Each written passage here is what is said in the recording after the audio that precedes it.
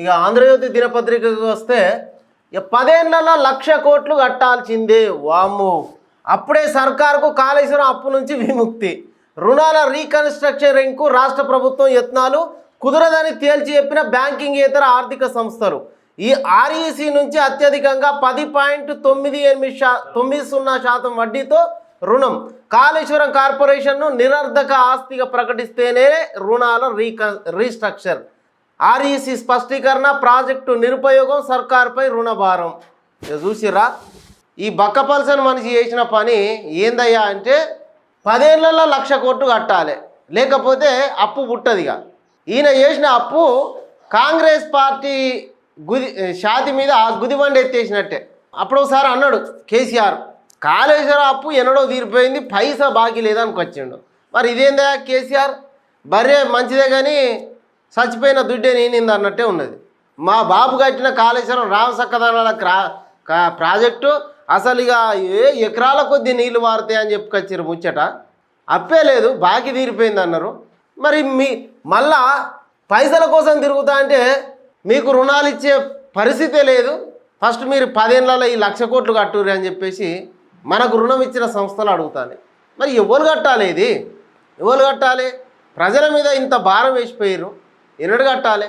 మీకు పైసలు ఇచ్చేదే లేదు. బ్యాంకింగేతర సంస్థలైన రూరల్ ఎలక్ట్రిఫికేషన్ కార్పొరేషన్ ఆర్ఈసీ, అదేవిధంగా పిఎఫ్సిల నుంచి 87,449 కోట్ల రుణాలు మంజూరైతే అందులో 71,566 కోట్లు విడుదలైనాయి.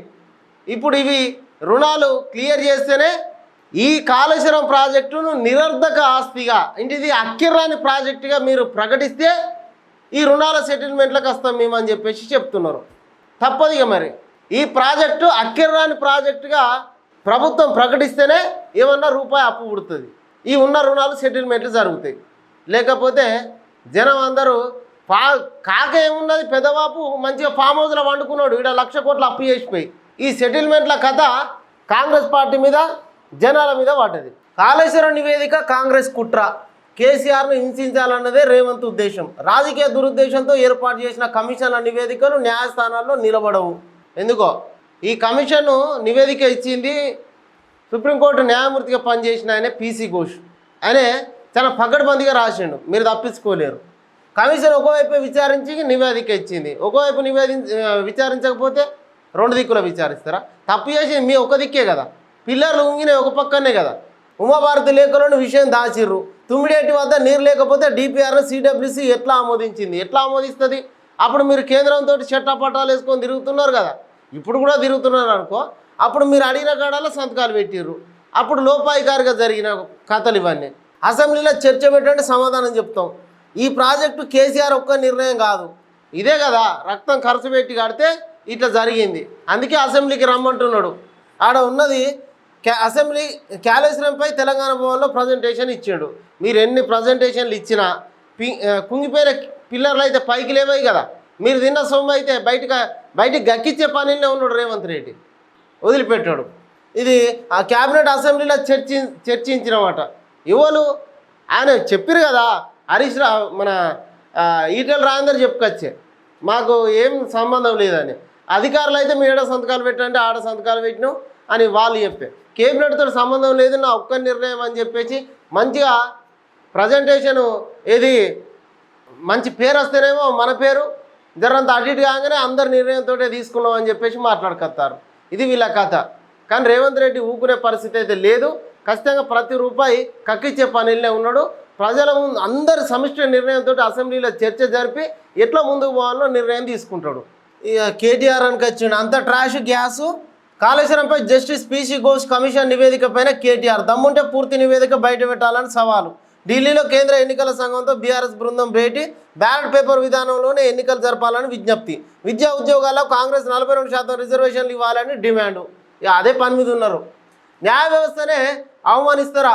ఇక వీళ్ళిద్దరికి కౌంటర్ ఇచ్చిండు ఉత్తమ్ కుమార్ రెడ్డి. న్యాయ వ్యవస్థను అవమానిస్తారా? మంత్రి ఉత్తమ్ కుమార్ రెడ్డి ఫైరు. కమిషన్ నివేదికలోని అంశాలను మాత్రమే ప్రభుత్వం వెల్లడించింది. ప్రాణహిత చేవేల ప్రాజెక్టుకు హైడ్రాలజీ అనుమతులు ఇస్తే దాచిపెట్టారు. కేబినెట్ ఆమోదం లేకుండానే కాళేశ్వరం చేపట్టారు. బ్యారేజ్లు ఎక్కడ కట్టాలో మీరే నిర్ణయించుకున్నారు. బండారం బట్టబయలనందుకే ఇలా కమిషన్ను తప్పుపడుతున్నారు. ఇప్పటికైనా 4 కోట్ల ప్రజలకు క్షమాపణలు చెప్పాలని ఉత్తమ్ కుమార్ రెడ్డి చెప్పుకొచ్చాడు. ఇంకా మరి చెప్పురు దీనికి సమాధానం. క్యాబినెట్ ఆమోదం లేకుండానే కాళేశ్వరం కట్టిరని మంత్రి చెప్పుకొచ్చాడు. మేమేమో ఏకపక్షం కాదు క్యాబినెట్ ఆమోదంతో కట్టినామని ఇటు హరీష్ రావు కేటీఆర్ చెప్పుకొస్తాడు. వీళ్ళ దొంగ ముచ్చట్లకు ఇక్కడ ఉత్తమ్ కుమార్ రెడ్డి కౌంటర్ ఇచ్చి పడేసిండు. సొంత నిర్ణయం అది. మొత్తం ప్రజల సొమ్మును నీళ్ళ పాలు చేసిర్రు. రేవంత్ రెడ్డి ఊకోడు కదా. రేవంత్ రెడ్డి ఇలాగ ఇట్లా నడవదు. ఖచ్చితంగా అందరూ సమిష్టి నిర్ణయంతో వాళ్ళ మీద ఎట్లాంటి చర్యలు తీసుకోవాలనో అసెంబ్లీలో ఇప్పుడు వచ్చే అసెంబ్లీ లోపల వర్షాకాల సమావేశాల లోపల ఇలా బండారం మొత్తం బయటపడుతుంది. నేడే కాంగ్రెస్ మహాధర్నా రిజర్వేషన్ల సాధనకు ఢిల్లీలో సీఎం పీసీసీ అధ్యక్షుడి ఆధ్వర్యంలో ఆందోళన కార్యక్రమం. హాజరు కానున్న రాహుల్ గాంధీ, ఇండియా కూటమి పార్టీల ఎంపీలు, ఢిల్లీకి చేరుకున్న మంత్రులు, ఎమ్మెల్యేలు, ఎమ్మెల్సీలు, బీసీ సంఘాల ప్రతినిధులు. రాష్ట్రంలో విద్యా ఉద్యోగాలు, స్థానిక సంస్థల ఎన్నికల్లో బీసీ రిజర్వేషన్లను 42% పెంచుతూ రాష్ట్ర ప్రభుత్వం మార్చి 15 అసెంబ్లీలో ఆమోదించి రాష్ట్రపతి పంపిన బిల్లులకు వెంటనే ఆమోదం తెలపాలనే డిమాండ్ తోటి ఢిల్లీ నడిబొడ్డున కాంగ్రెస్ పార్టీ ధర్నాకు దిగింది. 42% రిజర్వేషన్లు ఇచ్చి తీరుతామని చెప్పేసి స్పష్టం చేసి ఇక్కడ రాష్ట్ర ప్రభుత్వం చేయాల్సిన పనంతా చేసింది. కేంద్ర ప్రభుత్వం కోర్టులో ఈ తీర్మానాన్ని పెట్టింది. ఆమోదం తెలపాల్సినటువంటి బాధ్యత ఇప్పుడు కేంద్రం మీద ఉన్నది. దానికోసం వాళ్ళు తాత్సారం చేస్తున్నారనే ఉద్దేశంతో ఇవాళ ఢిల్లీలో ధర్నాకు దిగిర్రు. దీనికి రాహుల్ గాంధీ అంటే ఎన్డీఏ కూటమిలో తప్ప మిగిలిన అన్ని పార్టీల ఎంపీ, ప్రతిపక్ష పార్టీల ఎంపీలందరూ కూడా ఈ ధర్నాలో పార్టిసిపేట్ చేస్తూ ఉన్నారు. ఇప్పుడు బీజేపీ పార్టీ మిత్రపక్షాలు తప్ప మిగిలిన అన్ని పార్టీల ఎంపీలు ఈ ధర్నాకు హాజరుగానున్నాయి. ఈ గత ఎన్నికల సందర్భం లోపల బీసీలకు మేము అది చేస్తాం ఇది చేస్తామని బీజేపీ చెప్పుకొచ్చింది, అట్లనే బీఆర్ఎస్ చెప్పింది. అట్లా కాకుండా ఎన్నికల సందర్భంలో చెప్పినటువంటి మాట కట్టుబడి రేవంత్ రెడ్డి ఢిల్లీలో దీక్ష కూస్తున్నాడు. తొడలు కొడతామని చెప్పేసి సవాళ్ళు విసిర్రు బీసీల రిజర్వేషన్ గురించి బీజేపీ పార్టీ వాళ్ళు. ఇలా మాట మార్చిళ్ళు, మొత్తం దొంగ మాటలు. 9వ షెడ్యూల్లో చేర్చుడు కుదరదంటారు, ముస్లింలను ఈ రిజర్వేషన్లకు వెళ్ళి తీసేయాలంటారు. ఎట్లా చేసావు వంకబెట్టి రిజర్వేషన్లను ఎత్తగొట్టాలనే పనిలో బీజేపీ పార్టీ ఉన్నది. వాళ్ళు పరిపాలన చేస్తున్న రాష్ట్రంలో ముస్లింలు రిజర్వేషన్లలో ఉంటారు. తెలంగాణకు వచ్చేసరికి వంక పెడతారు. కానీ ఎట్లా చేసినా కేంద్రం మెడలు వంచైనా 42% రిజర్వేషన్లు బీసీలకు సాధించే దిశగా రేవంత్ రెడ్డి కొట్లాడుతున్నాడు. దీనికి ప్రధానంగా ఉన్నటువంటి ప్రతిపక్ష పార్టీలన్నీ కూడా హాజరుగానున్నాయి. ఇది రేవంత్ రెడ్డి చిత్తశుద్ధి. ఇందుకే రేవంత్ రెడ్డి ఢిల్లీకి తెలంగాణ ప్రయోజనాల కోసం పోతున్నాడని స్పష్టంగా అర్థమవుతున్నది.